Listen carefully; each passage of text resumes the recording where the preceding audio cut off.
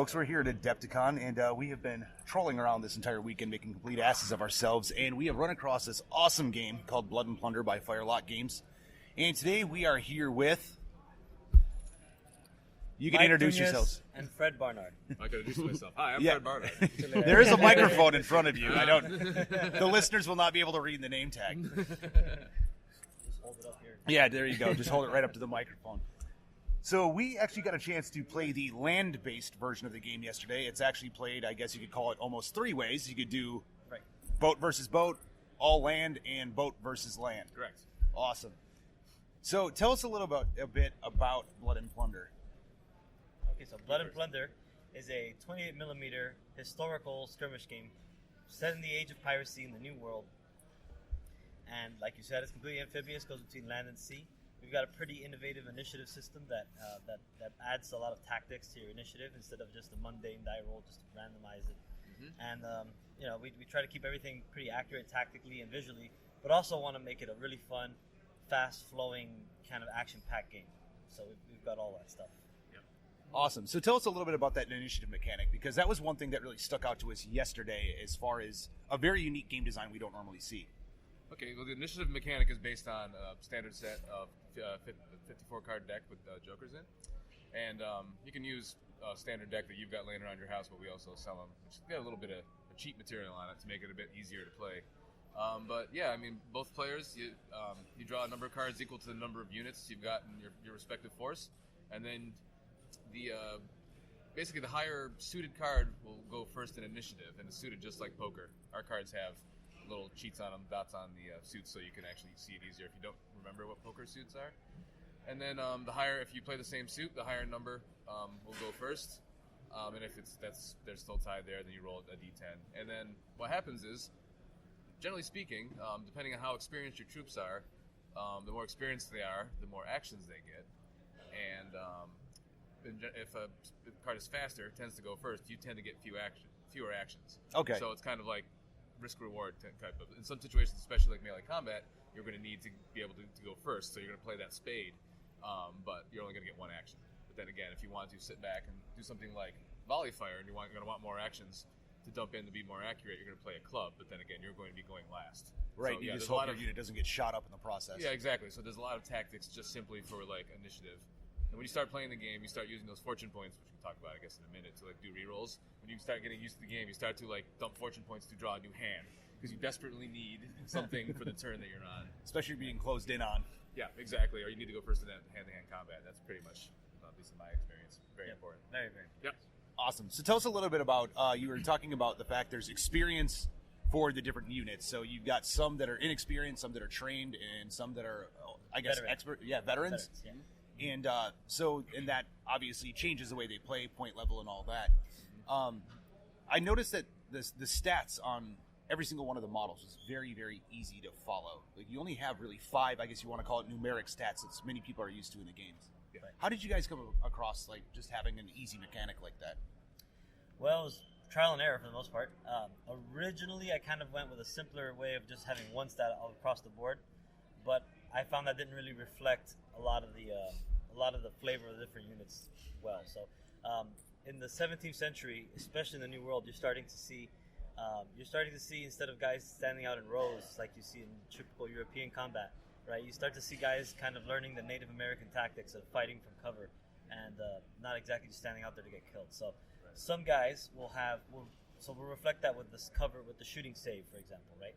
So a Native American unit or a unit of kind of skirmishy sort of troops will have a really good save, whereas a unit of militia that are trained in the European fashion will probably have a much worse save than that. So they're not quite as well trained in taking cover. And then of course there's the shoot skill, like the famous buccaneers of Hispaniola were legendary marksmen, despite the fact they're using smoothbore muskets, which are terribly inaccurate.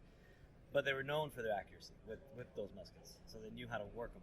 So we wanted to reflect all those nuances, but keep it simple at the same time. So so you have a fight stat, a shoot stat, and each one has an attack and a defense value, or a skill and a save value, basically. Yep. And then a resolve value, which represents their willingness to stay in the fight, right, and their bravery and such, and not to mention the experience level you just mentioned. And that goes back into like how we designed the game. We tried just to keep it as clean and as simple as possible. was the fact that like we did have extra stuff we played around with. We're like, no, we don't really need that, so we threw it out just to keep it fast and fun. Yeah, that was the one thing we noticed is that we caught on. I don't know, what would you say, Nick? 5 minutes. We pretty much knew exactly what we were doing for the most part. Obviously, skills and whatnot. It was a demo. We didn't get a chance to do all that. Right. I mean, basically after the they have 3 sets of units on there, and after the first round of those 2 units, or one of yours and one of mine going, the basic mechanics, how you move, how you shoot, were down, and then the next one was setting me up to get murdered. I did that well. If you ever see Lanceros, shoot the hell out of them. and Forlorn Hope, or anybody with explosives too. Oh, those guys! They completely ripped apart my Indians. They just went up and threw grenades, and I just ran off the board. I was like, I'm done with this. we love the grenades because they're feast or famine. It seems like they go out with enormous results, or it's like it completely fizzled. And let's not forget, if you're careless, you can also blow yourself up. Too. Yeah, you gotta be careful right. with grenades. Yeah, and actually, that was one of the interesting mechanisms, is because throwing a grenade takes, in this case, it might be you want to go last. So that you have those extra points to use, because you need 2 of them to throw a grenade. To safely throw a grenade, yes. And you have to be within 5 inches of whoever you're throwing the grenade at. Yeah. So, if you don't, you have to roll a die, and on a 1, you drop it at your feet. Right. And also, if you mentioned this too, if you haven't seen it in the demo, there's actually 2 other types of explosives. So if you want to set a building on fire or a ship, they have fire pots, so you can sling them. Or you can actually do stink pots, which are also, not only do they tie up troops and keep them from shooting, they also provide cover. So you have a lot of options as far as explosives go, since we're kind of on that subject. So lots of explosions. So Yes, you can set boats troops. on fire and buildings. And buildings, yes. Cool. Set everything on fire. You can set not everything. Boats or buildings. Technically, you can set the troops on fire, because that's how with the throw a fire pot and they can catch the guy's technically on fire. So. Yeah, no, that is very true. So we talked a lot about like the basic mechanics of kind of like the land-based combat. What changes for the ships? So for the ships, the only thing that really changes is the ships themselves follow all the same rules as a building would on land. They have their own unique crit table, and then of course they need to move. So a ship has, when you're on your ship won't do anything. It's not a unit or anything. It's a structure that is crewed by your models, by your army. So when they're on the ship, they can set the sails, and whatever sail setting you're at, that's how many inches you'll move, and you'll do that 3 times a turn during one of your unit's activations. So having it move 3 times a turn makes it so even though you have just 1 ship on 1 ship, you could do more, but generally we go 1-on-1. But it keeps it interesting because the battle's kind of constantly rotating and moving around. Yeah, you have to anticipate where your opponent's ship and where your ship is going to be the next activation. That's the important part. Yeah, I was being told yesterday by a few people that I guess demoed it and were playing that a bunch of their friends were trying fancy maneuvers and kept beaching their ships. Oh, they got into the wind. Yes, that would be the table war guys. Yeah, Doug just tends to run his ship aground anytime he goes to sea. So. Yeah, but this is also a great time to mention the wind mechanic. You can since they're sailing ships, we have a template that you can measure if your nose of your ship is into the wind. Right. If you don't do some fancy sailing maneuvers with your sailors, you'll actually end up drifting. Which basically, until you drift out of the wind, you can't sail. You're a sitting duck. Right. So. And the main characteristic difference in the sailing qualities, aside from the speed and sail settings, between the ships, is that when certain ships sailing toward the wind, like the big light frigate, will have it's going to get penalties, so you're not going to move as quickly. So downwind, that ship's got tons of sails, it's got 3 masts, lots so of it'll guns. outpace, lots of guns. So it'll outpace all the other ships. But sailing upwind, it becomes a slug. Right. So that's kind of the important. Anybody who knows anything about the Age of Sail knows that's kind of like one of the most important aspects of these small ship combat type situations, is the ability to sail to windward. So that's one thing we wanted to reflect. We did it in a really simple way. So we don't really worry about any of the other attitudes of sail. You don't have to worry about the exact point of which the wind is coming from. Basically, is the wind closer to your bow or your stern? And that's what determines your point of sail. Right. And then, of course, you can't sail within 45 degrees of the wind, or you drift back unless you do a maneuver. Yeah. And that's pretty much all there is to sailing, really. And that kind of echoes the whole tone of the game. Is just like we wanted to keep the rules as simple as possible, but just give you tons of tactical choices. Right. It makes perfect sense. Initiative is a tactical choice, and then the movement of the ships is a tactical choice. Obviously, what you do with your units is also a tactical choice. But we didn't want to bog it down with rules. So a question we get a lot is it 2 separate games? And it's definitely not 2 separate games. It's very much the same game. Once you've learned the land game, the sea game is a breeze to just pick up because you're just learning one little extra mechanic. Now, what is completely different though is the tactics. Right. So that's what's kind of interesting is that tactically it's completely different. you still have you still have kind of the hand management that you have to use to control your guys. That part stays the same, but the actual maneuvering of the ship and the positioning is completely different from a land game. So it really adds a lot of replayability and a lot of different options to how you play the game. Awesome. So one of the other things I saw as well is that you can actually do a combination of ship and land-based game, like all in one. So you can be pulling up on someone else's fort and just start blasting the hell out of it with your cannons, and then you'll have to get into land-based combat. Of course. Yep. And everybody always asks. We do have rules for forts. Yes. We hope to make models for them soon too. Yeah. So actually, in the rule book as we have now, there's only a couple small fortifications in there. Right. But yeah, there will be rules and there'll be bigger models for them as well. Also, there's a bunch of scenario special rules in there too, so you can do more piratey things like attack at night. The weather comes into play. That everybody complains about that in a good way. Everybody gets mad when it starts raining and their powder gets wet. So we've tried to bundle all of the popular tropes and all the popular scenarios that pirates seem to get into the scenario special rules. Do you have a drinking game? It's very easily incorporated. Perfect. Not yet. There's so many ways. Spend a fortune point, take a drink. Everybody's got a mini game, right? Let's make a Firelock mini game for drinking. Why not? So now, one of the things that I actually heard you guys talking about yesterday is some of the special characters, even some of the units and all that, and how they make it into the game. And Henry Morgan, for example, right? Can you go on to how people make it into the game? Okay. Well, first of all, they gotta be interesting somehow, or have a cool name or something at least. So, like for any Hispanic listeners of yours, we have a character who we found the guy who's named Don Francisco. So if you're Hispanic, you know about Sábado Gigante, and he's a big deal in that. So we had to do that anyway. But so we do have some qualifications though, because there's a lot of people that you can't really, especially in this setting, you can't really confirm that they ever actually really existed. And there's a lot of legends that were made up later. So basically, as long as we can find some kind of reference in the period that mentioned their existence, we will add them in. So we got a lot of questions about female pirates, and unfortunately in the 17th century in the New World, we can't seem to locate any real ones. So some people are probably right now thinking about Back from the Dead Red, as she was known, right? Unfortunately, as we researched her, and we work with our historian Benderson Little, who knows everything, and he's a pretty awesome guy. And he basically, unfortunately, discovered that she is a 1930s fabrication. So, which was terrible, because we're really excited to include her, but we have to stick to our historical principles here and not include her, unfortunately. Yeah, I get that, and I totally appreciate it in that case too. We're supposed to mention too, kind of a fun fact. Of course, we have their special rules reflect what they actually did in real life. Yeah. So that's not always good. Like for example, Henry Morgan was notorious for wrecking ships. So what exactly is the special rule again? He can't use fortune points on anything ship related that can save him from attacking or running it down. Exactly. He gets an extra fortune point though. And it could be worse. You could be Edward Morgan, who's very likely to die of heat stroke if he exerts himself, because that's what actually happened in real life. Yeah. So that's what can happen in our game. They've all got good things to balance it out, of course. Yeah, exactly. Edward Morgan's got some pretty strong abilities that when he triggers them, he can possibly kill himself. So. Now, I'm a Speedrick fan myself.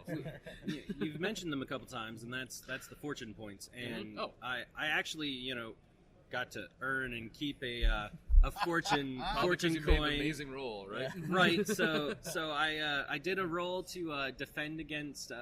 Was it your Lanceros first attack? The whole unit of Lanceros. Yeah. So they came in and they just stabbed the bejesus out of my sea dogs, and I rolled, and I don't think any of my first roll saved any of them. So, it was like, okay, I'm going to use this fortune token, and, this is just one of the things you can do. You can re-roll all your dice. Yep. So I put it in there, and I rolled, and it was all like 10s that dropped out of the cup. So, that hardly ever happens. Exactly. That's awesome. Realistically, you play your fortune point, and you roll worse. That's what it depends on who you are. Some Not people in this are case. lucky. That's what happened the next time. Yeah, that's pretty much what happened. So he was fatigued. I charged him, which already his save was like at a 9. And the first time I hit, 6 hits, and he didn't save one of them. And then he spent the fortune point, saved all 6. That happens. Did he at least take a fatigue point? Yeah, he did. I was just like, oh, come on. Yeah, I didn't take. That's where I got that fatigue point. Oh, but yeah, I that's where I learned that Lanceros, if you charge them, they have a bonus against you charging them. If they charge you, they get a bonus against charging you. Yeah. That was some. That's why you gotta shoot them. You just shoot. Yeah, well, just shoot them. So I was sitting there and I was like, I want my seat. Or I was starting to move them, and since it was a demo, it was supposed to show all the different facets, and so. I was encouraged to kind of just put them out in the open when I'm like, I want to charge over there. No. But, in the terms of the demo, I mean, it was great to see because you definitely learned, like the Lanceros and just that ability that they have. I have to say that, your demo is actually really awesome. It had me excited about the game, cool. After I played. I was like, I want to do that again. Oh yeah, I mean, of course, demos are to like, let's just show off our rules. But you want to shoot, you want to stab people, you want to throw some grenades. This is what you can do in this game. There you go. Yeah. And the best thing is it was 2 rounds. In the first round, I did pretty well, and then the second round, Tim just annihilated. Things went south fast. Well, everything just started involved. disappearing. And that's the other thing is that it's a D10 system, and with the mechanics and all that, there are a few special abilities that add or take away from certain things. And that's the thing with fortune points; they basically are there to mitigate luck. So they give you that reroll. You can also use fortune points to save your commander. If he's about to die, you can flip him to another unit, and that represents. Historically, it seemed like these guys cheated death over and over and over again, and so it's like we jokingly call it the teleport because he's like, no, I was over here. That was my body double over in another unit. And there's one other thing you can use fortune points. The card mulligan, mulligan your hand to draw a new hand. Cards. Okay. And that one is, in my opinion, stupidly important. Yeah, that's the one you start using when you start really learning the game. Yes. Like, wait, I really need these cards. Yeah. So you'll start beating your head against the table, like, okay, do I want to reroll this or let it slide because it's on 8s, or do I might need another hand later. Yeah. You spend some time deploying your militia on land, and you're setting up that perfect firing line, and then you get nothing but spades. You're like, no, at that time. Yeah, you want some clubs. Yeah. I need more than that. Yep. And that was one of the other interesting mechanics was after my Sea Dogs got annihilated, I still had 2 cards left, and I had 1 unit left. Yeah. And so I could put a card out there, and then just kind of toss it away if I wanted to, or I could just toss one, So there was a little bit of mechanics if you end up with extra cards, or if you haven't even gone yet, and stuff like that. You can decide how you want to use your cards and things like that. Yeah, in a lot of situations, if you end up with fewer units than your opponent, you'll bluff. You'll actually put a card down, and you'll be like, oh, you put it back in your hand to bluff that you're playing a unit, but then you actually are passing. Because you don't want him to know that you're passing, because that'll change his tactics. So you actually put a card retracted and bring it back into your hand. Dirty pirate cheaters. Nah. Yeah, and that's the nice part is that this game is historical, but it's it takes its stuff from historical, but it's not absolutely tied to this is it's close. It's not heavy. It's not heavy. Yeah. It's Perfect historical, word. but not heavy. Yeah, and honestly though, it does really represent everything pretty accurately. What it doesn't do is get bogged down in insignificant detail. It's just going to slow the game down. Exactly. Like those things are all kind of represented, but in a sort of abstract form that will let you end up with the same result. So you could play 17th century tactics as they were done, and it should work out the way it's supposed to, right? So that is there. But we just kind of worked really hard between me and Fred and Benderson, who's our historian, and he gave us the insight, and he's approved everything. He's like, yeah, this sounds about right to me. So.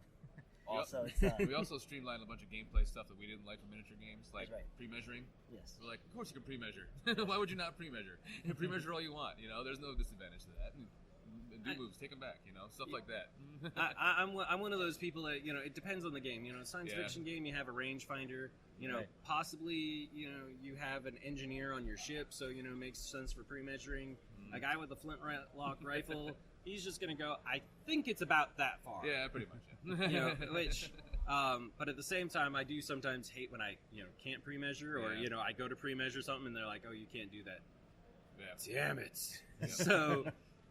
And especially on structures like ships, exact positioning of the models isn't really all that important either. They're all seem to be hanging out in that deck somewhere. Right. So you just measure from the closest part of the deck to the closest part of the deck. There's no. You don't have to measure within the deck of the ship. There's no fiddly measurements, closest model to a unit is the closest model to the entire other unit.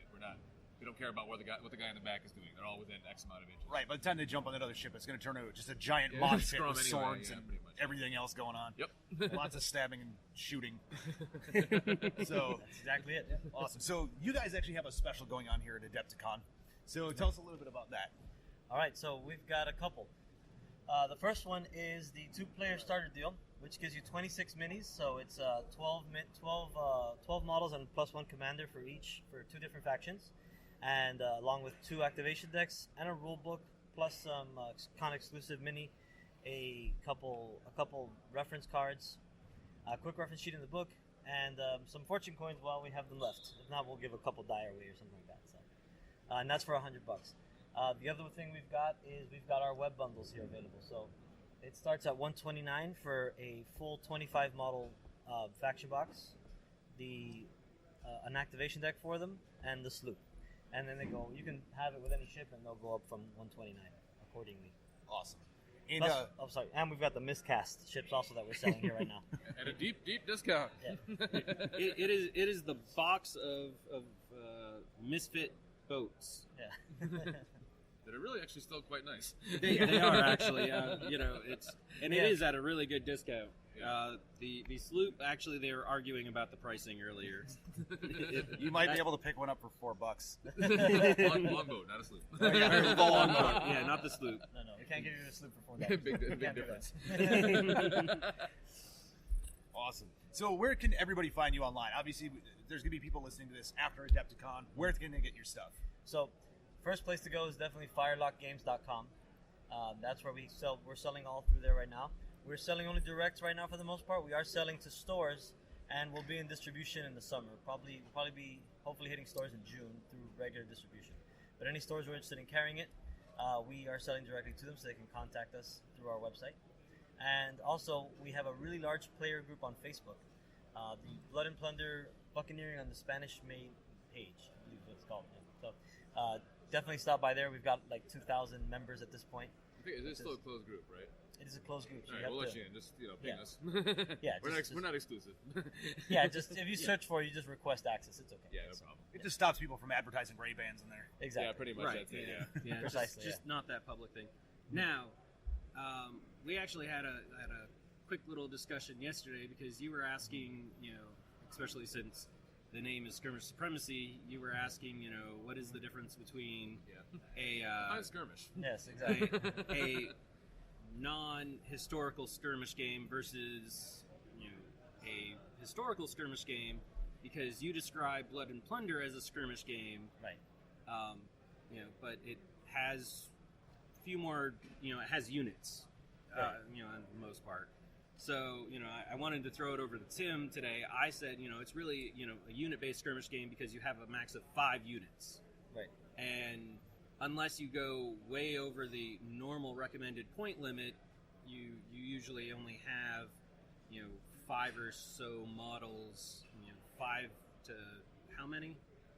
Between our game depends on the point value. It goes between Scales. but an average game goes between 4 and 12 Yeah. models in a unit, and we allow up to 10 units maximum. I believe so. Yeah. 10 units Nobody maximum. ever does that. Yeah, but nobody It's ever impractical. does that. It is really impractical. Go through that deck really quick. Yeah, I think Awesome. the most I've ever seen is like 6. So you wanted me to define the... Well, Define what, a skirmish. what is your thought on skirmish? Because I just called it a unit skirmish game. Yeah, so... and when we describe it as a skirmish style historical war game, but it's got different meanings for Yeah, the so- games, obviously. I guess as far as it goes, it breaks down into 3 tiers. You got your rank and flank where everything's very regimented and everything else. You see that in a lot of historicals. Obviously not skirmish gaming at all. Just throw that right out the window. Yeah. Then you have more like what you guys are having, where it's kind of, in my mind, like a pseudo skirmish, where you have a unit, but they can move around amongst themselves a little bit. They are not stuck together so much where they have to stay in a formation. And then there is more of, I guess if you want to call it like the individual skirmish, where Right. every model is its own person. They don't have to be next to anybody else on the board. Right. Okay. Gotcha. Yeah. So I guess we're Yeah. kind of the pseudo middle of the road. Yeah, you're pseudo middle of the road skirmish. All right. But the game is amazing. I'm actually looking at picking up the 2-player starter set and looking at some other stuff as well. Awesome. So And you better get on the C demo early. yeah, yes, I know. Everybody's calling their shot on the C demo board It today. looks like it's already starting to fill up. Yeah, pretty much. We're not even open yet. All right, guys. Well, thanks so much for meeting with us, and we absolutely. wish you the most luck with this game. This has probably been one of our favorite games at the con so Awesome. far. Thank you, guys. Sweet. Really Yeah, appreciate it. it's definitely been mine. And as I've told almost everyone, I was looking at the Kickstarter when you guys came out last year, actually right around this time, right? Yeah, actually, it was right about this time. Yep. Yeah. It was somewhere right around here, and Seems like so long ago. It's been a long road since that Kickstarter. and I backed something else, and then I started asking people around me, "Hey, anyone interested in pirates?" And there was nothing. And so I was like, all right, you know what?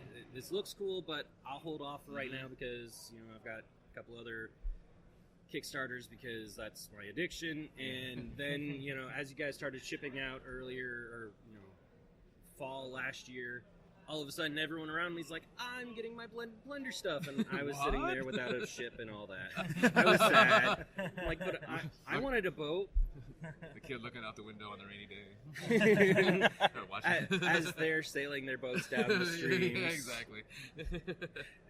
So, yeah, well, thanks, man. I appreciate it. This has been a labor of love, like, for sure, and anguish, but mostly love. Love and And anguish. yeah, we're like, we got I've been saying this all weekend, we had a similar experience. People are like, cool pirate game, and now that it's out and everybody has got their Kickstarters, it's like, wait, it's good.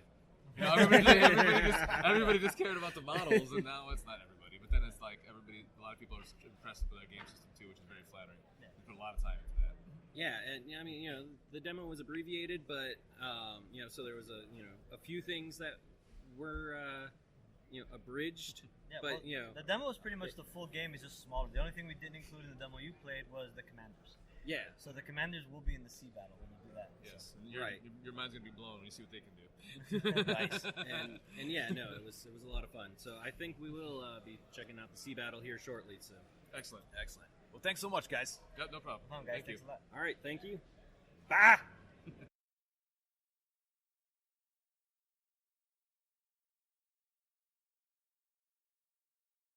Thanks for listening to another episode of Skirmish Supremacy. To see more of the antics that Nick and I do, you can check us out on Facebook at Skirmish Supremacy. We also have Twitter, which we can be reached at Skirmish Supreme, because apparently Skirmish Supremacy does not fit in Twitter. And if you want to email us directly, you can reach us at tim@skirmishsupremacy.com or nick@skirmishsupremacy.com. Thanks for listening.